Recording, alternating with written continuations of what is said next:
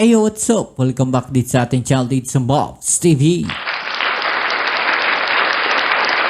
Rude surprise gagawin ng Pilipinas laban sa Chekwa. Yan ang ating alamin at pag-uusapan ang balita mula sa channel ni Ariel TV.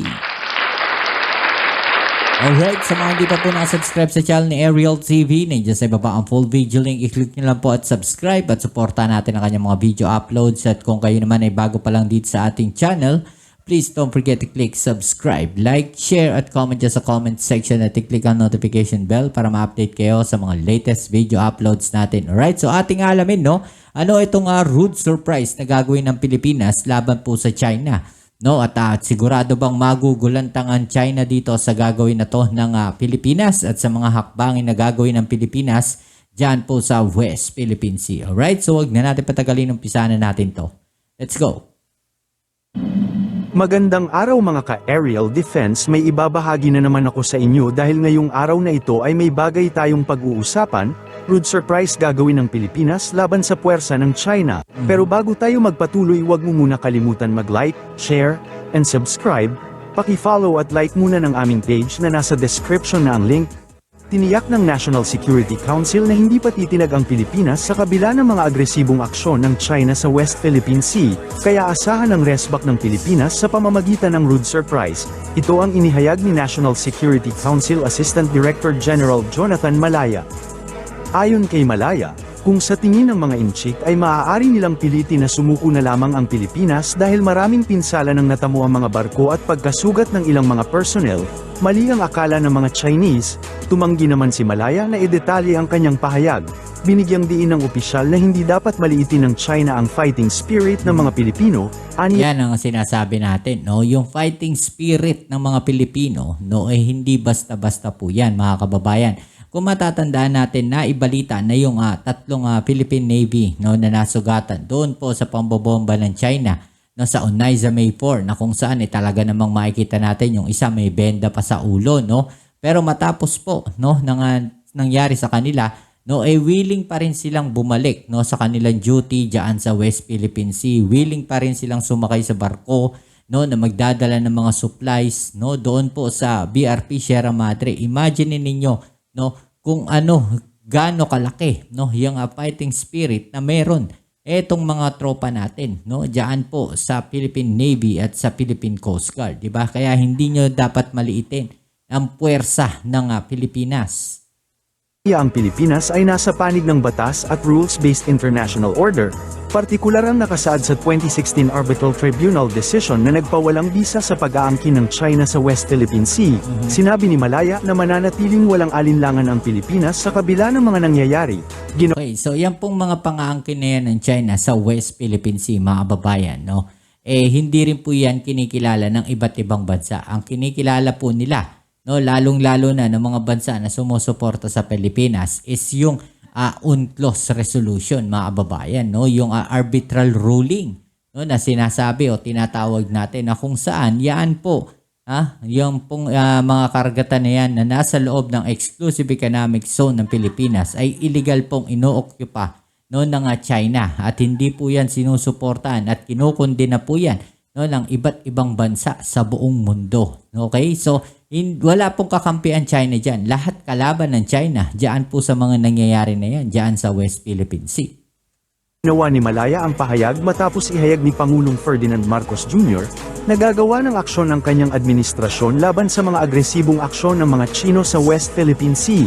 Giit pa ni Malaya, sa mga nangyayari ngayon, ang China ang napapahiya sa kanilang mga aksyon lalo at batid na ng international community ang kanilang ginagawa laban sa Pilipinas. Binatikos din ni Malaya ang China dahil sa paggamit ng warmongering para ipamukha na ang Pilipinas ang nagudyok sa Chinese Coast Guard na gumamit ng malalakas na water cannon para patigilin ang barko ng Pilipinas na magtungo sa Ayungin Shoal para maghatid ng mga probisyon para sa mga tropa sa BRP Sierra Madre.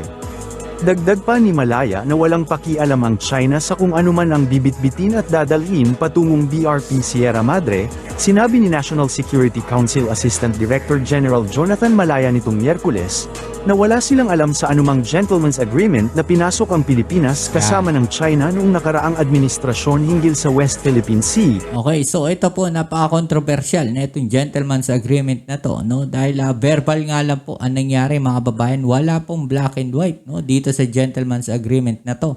No, at siguradong pinagtatawanan tayo ng China ngayon, no, kung sakaling hindi totoo itong gentleman's agreement na to. No, dahil tayo mismo, no, parang naglolokohan dito sa Pilipinas.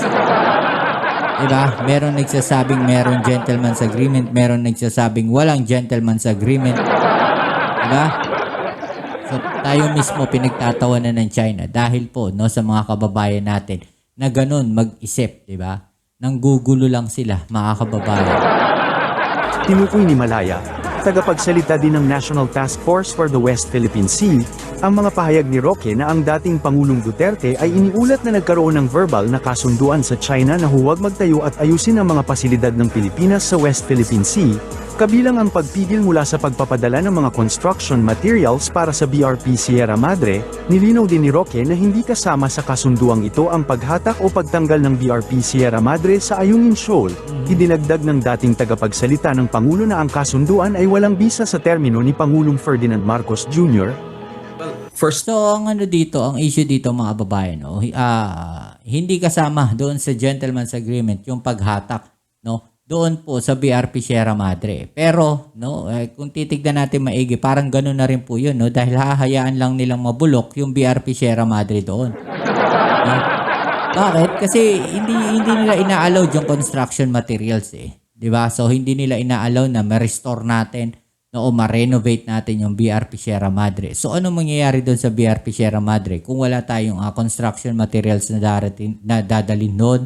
No, kung wala tayong mga materials na dadalhin doon para ma-restore natin yon o ma-renovate natin yon o maayos natin yung BRP Sierra Madre, ano mangyayari doon? Mabubulok po yun mga kababayan, no? So parang ganun din. Diba? Pinaikot-ikot lang ng China, no? Pero sumatotal mawawala pa rin, no, yung BRP Sierra Madre doon. Pero matatagalan nga lang. 'Di ba? Kaysa kung hatakin mo nga naman 'yon. Pero kung hayaan mo 'yan mabulok diyan, parang unti-unti mong pinatay yung BRP Sierra Madre sa Ayungin Shoal. 'Di ba?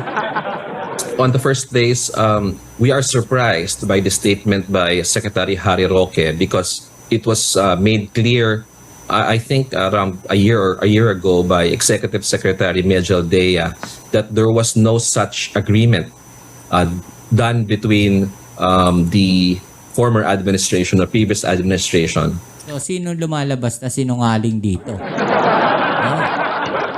Tanong lang. Diba? Kung hindi totoo yung sinasabi nito nga ni dating spokesperson Harry Roque, no, may lumalabas na sinungaling dito at gumagawa ng kwento. Diba? And the Chinese government. So I think it is incumbent upon Secretary Harry Roque to explain what are the parameters of this agreement, because what was this so-called agreement? Total, mahilig naman tayo sa imbestiga. Bakit hindi nyo patawag sa Senado at sa Kongreso? Diba, imbestigahan nyo rin. Kasi kung nakakagulo, diba? Kung nakakagulo sa issue ng West Philippine Sea, imbestigahan nyo na rin, diba? Ilabas lahat ng nalalaman nila. Kung may katotohanan ba o wala yung kanilang sinasabi na gentleman's agreement, diba? Does this mean that there was an agreement to remove BRP Sierra Madre from Ayungin Shoal? No, it is not clear what exactly was that agreement. So I think Secretary Roque owes this to the public to explain specifically what was that agreement. Because as I said, there was also a previous statement from ES Mejel Dea, because insofar as this administration is concerned, or the National Task Force West Philippine Sea, we have not seen any document, we have not seen any report that there was such an agreement. And yun ang sinasabi natin, no? Walang black and white. So, paano mangyayari dyan, di ba? As mentioned by President Bongbong Marcos himself, if ever there was one, he has repudiated it. Yon. So kahit meron pong agreement na nasa black and white, no, parang i-reject pa rin 'yan. No, hindi pa rin 'yang kikilalanin ng bagong administrasyon natin ng ating Pangulong Bongbong Marcos. 'Di ba? Kasi parang ibinenta rin natin sa China yung soberanya natin pagka inaccept natin yung agreement na 'yon. Parang pumayag na rin tayo, na angkinin ng China yung Ayungin Shoal. Parang ganun lumalabas 'yan. But just for the sake of informing the public of this matter, he should explain the parameters of that agreement so that people will know exactly what transpired. Since it was not a formal agreement, there were no signing, there was nothing, then well, first of all, Katrina, it would be difficult to speculate exactly on this matter until Secretary Harry Roque has fully explained what was discussed. But as I said, since this is a informal agreement, it's questionable if such is binding. And no, 'di ba? Informal agreement po 'yon, mga kababayan, 'di ba? As I said, insofar as this current administration is concerned, we have not seen anything. No, this is the first time we're hearing this. We have not seen any document to that effect. And as mentioned by President Bongbong Marcos, he has repudiated any of these previous agreements. Binigyang diin din ni Malaya na hindi nilabag ng Pilipinas ang Declaration of Conduct na inaangkin ng China. Gayun din, sinabi ni Malaya na ang China ang patuloy na lumalabag sa Declaration of Conduct sa pamamagitan ng pakikialam sa isang regular na resupply mission sa isang matagal ng outpost ng Pilipinas sa West Philippine Sea sa pamamagitan ng water cannon, mga mapanganib na maniobra, at iba pang agresibo at iligal na aksyon na nagpapataas ng tensyon sa mahalagang karagatan ng mundo. Tiniyak ni Pangulong Ferdinand Marcos Jr. na magpapatupad ang Pilipinas ng countermeasures laban sa agresibo at delikadong pag-atake ng China Coast Guard laban sa mga barko ng Pilipinas at mangingisda sa West Philippine Sea. Sa mensahe ng Pangulong Marcos, kanyang inatasan ng Department of National Defense at iba pang mga concerned agencies na labanan ang ginagawang aksyon ng China at maging ng kanilang maritime militia sa West Philippine Sea sa loob ng exclusive economic zone ng bansa. Ang pahayag ng punong ehekutibo ay bunsod sa water cannon attack ng China Coast Guard noong March 23, 2024, sa supply boat ng Philippine Navy ang Anezami 4 na nagresulta sa pagkasugat ng 3 sailors. Inihayag ng Pangulo na sa mga susunod na linggo, dapat ipatupad na ng mga concerned agencies ang countermeasure package bilang tugon sa walang tigil, iligal, mapilit, agresibo, at mapanganib na pag-atake ng mga tauhan ng China Coast Guard at ng Chinese Maritime Militia. Inihayag naman ng Pangulo na nag-alok ng tulong ang iba pang mga bansa sa Pilipinas nang sa gayon maprotektahan ang soberenya at jurisdiction ng Pilipinas upang matiyak ang kapayapaan at katatagan sa Indo-Pacific region. Nilinaw naman ng Pangulo na ayaw nitong magkaroon ng conflict o salungatan sa anumang bansa, higit pa sa mga bansang nag-aangkin at nagsasabing kaibigan, ngunit hindi ito mapipigilan na ang Pilipinas ay mananahimik sa pagpapasakop. Ipinag-utos ni Pangulong Ferdinand Marcos Jr. na palakasin ang maritime security ng Pilipinas sa gitna ng pagsalakay ng China sa West Philippine Sea. Ito ay kasunod sa paglagda ng punong ehekutibo sa Executive Order No. 57 na nananawagan sa pagpapalakas sa maritime security and maritime domain awareness ng bansa. Sa nasabing executive order, binigyang diin ng Pangulo ang kahalagahan ng pagpapalakas sa seguridad sa teritoryo ng bansa sa kabila ng seryosong hamon na kinakaharap ng Pilipinas. Giit ng punong ehekutibo, kinakailangan ng pagpapalakas sa maritime security at domain awareness ng bansa upang komprehensibong matugunan ang mga cross-cutting na issue na nakakaapekto sa pambansang seguridad, soberanya, karapatan ng soberanya, at maritime jurisdiction sa malawak na maritime zone. Sa ilalim ng EO57, ang National Coast Watch Council ay pinalitan ng pangalan at muling na-reorganized sa National Maritime Council o NMC. Ang NMC ay magiging responsable para sa pagbabalangkas ng mga patakaran at estratehiya upang matiyak ang coordinate at epektibong balangkas ng pamamahala para sa maritime security at domain awareness ng bansa, bukod sa iba pang mga kapangyarihan at tungkulin. Inatasan din ng NMC na bumalangkas at mag-issue ng mga alituntunin para sa epektibong pagpapatupad ng EO57 sa loob ng 60 araw mula sa pagiging epektibo nito. Kabilang sa magiging miyembro ng NMC ay ang Department of National Defense, National Security Council, Department of Agriculture, Department of Energy, Department of Environment and Natural Resources, Department of Foreign Affairs, Department of Finance, Department of the Interior and Local Government, at Department of Transportation. Miyembro din sa nasabing konseho ang Solicitor General at Director General ng National Intelligence Coordinating Agency, samantala ang National Task Force for the West Philippine Sea ay magiging attached na sa NMC. Para sa mas madaming update Alright, tungkol so sa yan, ating mga defense, kababayan, abangan Alright, so yan, no? Grabe, no? Ito, pinagsama-sama na itong mga ahensya ng gobyerno na kung saan sila yung mamamahala, no? Dito sa direktiba ng ating Pangulo na paigtingin, no? Yung gagawing mga operasyon dyan po sa West Philippine Sea. Okay, so kayo, anong masasabi ninyo dyan, mga kababayan? I-comment down ninyo sa ibaba ang inyong mga opinion at ating yung pag-usapan, alright?